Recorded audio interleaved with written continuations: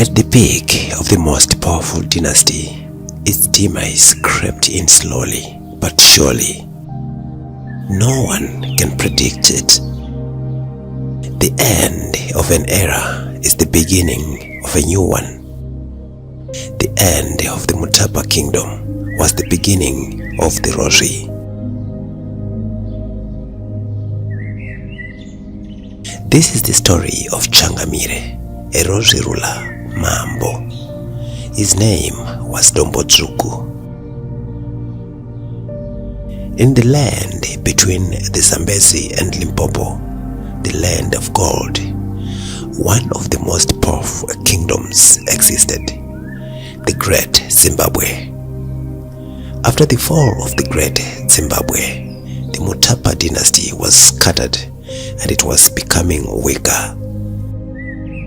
2 centuries passed and a new era emerged. The Rozvi state, under the rule of one of the VaNyai, a Nyai warrior called Dombodzvuku. Among various reasons for the fall of Mutapa, the internal conflicts, loss of sovereignty, and the arrival of the Portuguese are the main causes. Under the rule of Mutapa the Mutapa Empire proved invulnerable to attack and even economic manipulation due to its strong control over gold production. After the death of Gatsirusere, infighting among different factions led to the opposing sides calling on the Portuguese for military aid.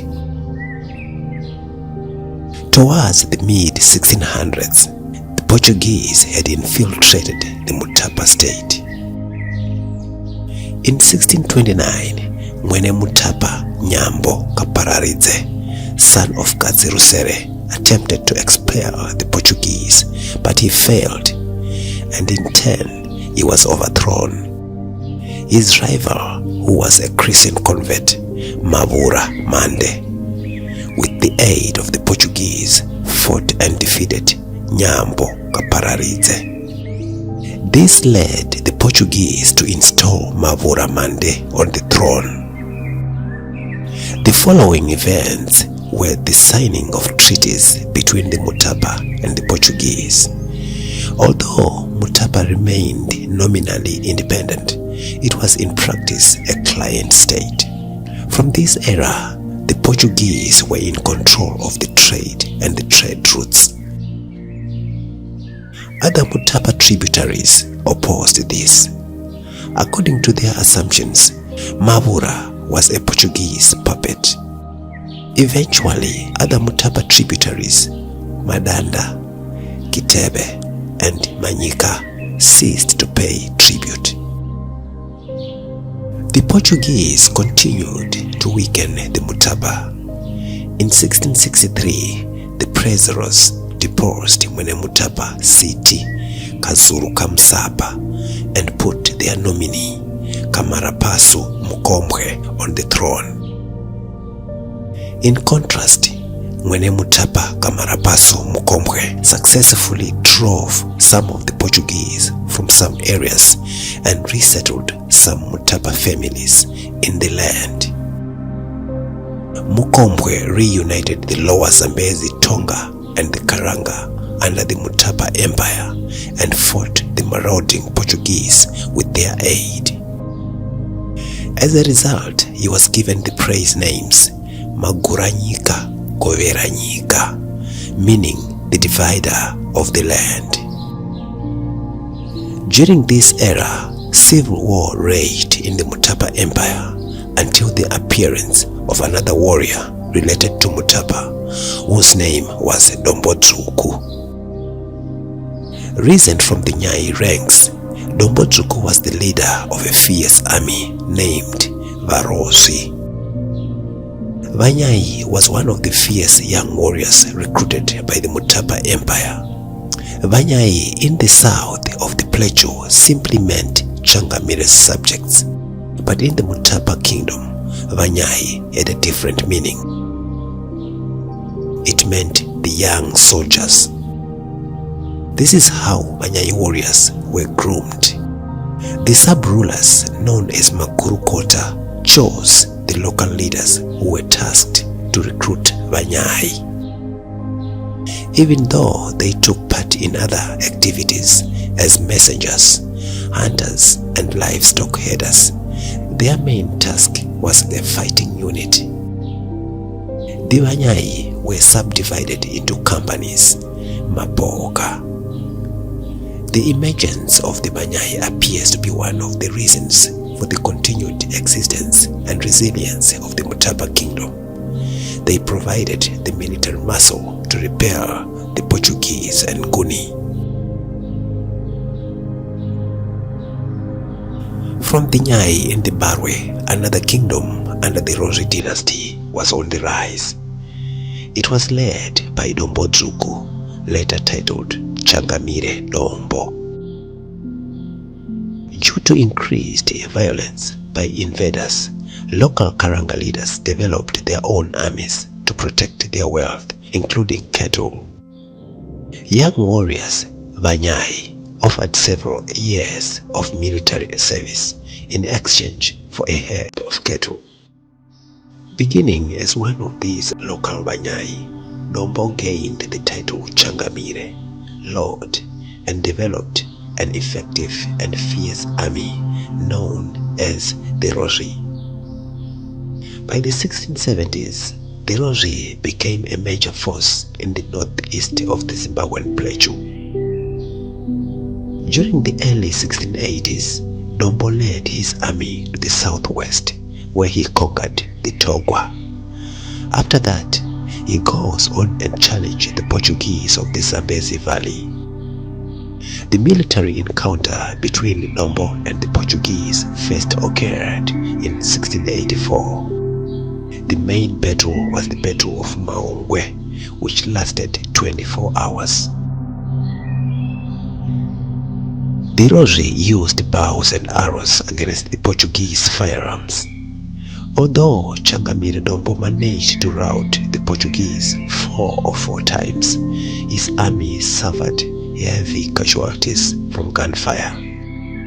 This prompted Dombo to re-strategize for a victory. Both armies camped on the battlefield, planning to resume fighting the next day. At 1 a.m., the Portuguese woke up to find themselves surrounded by fires set by Rozvi women on Dombo's orders. Believing they were encircled, the Portuguese and their African allies fled into the night, and when the sun rose, Changamire Dombo's army looted their abandoned camp. Dombo did not pursue the Portuguese due to his army's heavy casualties, and because he had to confront a Mutapa force, including some Portuguese invading Batwa, which he eventually defeated. From around 1685 to 1692, Dombo consolidated his control over Batwa. In 1693, a new Mutapa named Nyakunembire, who sought independence, invited Dombo's Rozvi to assist him against the Portuguese.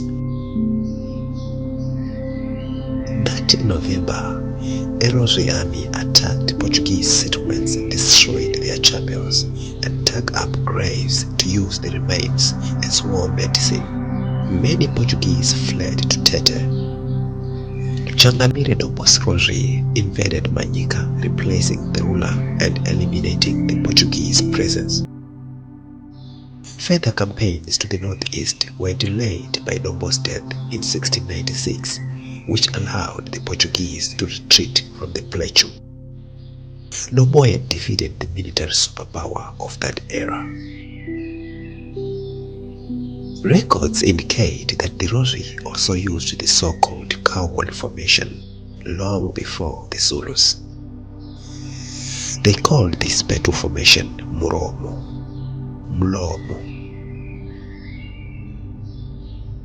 Before battle, the Rozvi armies always received special rituals. Tradition holds that the Rozvi used supernatural powers against their enemies. It said they could change the color of cattle, summon bees to fight for them if needed, and cast magic that sent enemies to sleep. They could allegedly immunize their warriors against spears and bullets, making them braver. According to the Viceroy of India's account from 1698, Portuguese soldiers stationed along the rivers of Sena claimed that Rozvi Mambo possessed magical oil that could instantly kill anyone who touched it.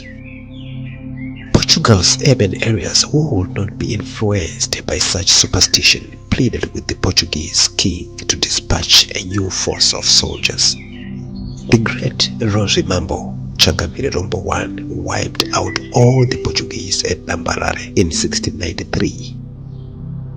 He had 2 Dominican priests flayed and their heads cut off, and he carried them in front of his army.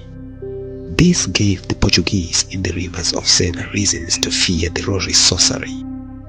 On that occasion, Dombo also extracted and crushed several Portuguese bones to make a potent medication for his men.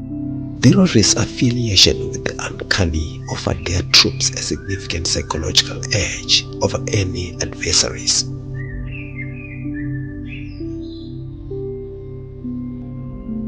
Years after the era of Changamire Dombo, Emperor Togwa was credited with the last stand of the powerful Rozvi. He assumed the role of Changamire and using guns defeated the Nguni numerous times until his defeat in 1866. Despite this, he continued to acquire clients by dividing up land in the old-fashioned manner. He was praised as Chibam-Bam, which translates to the gun, since he defeated his adversaries with firearms.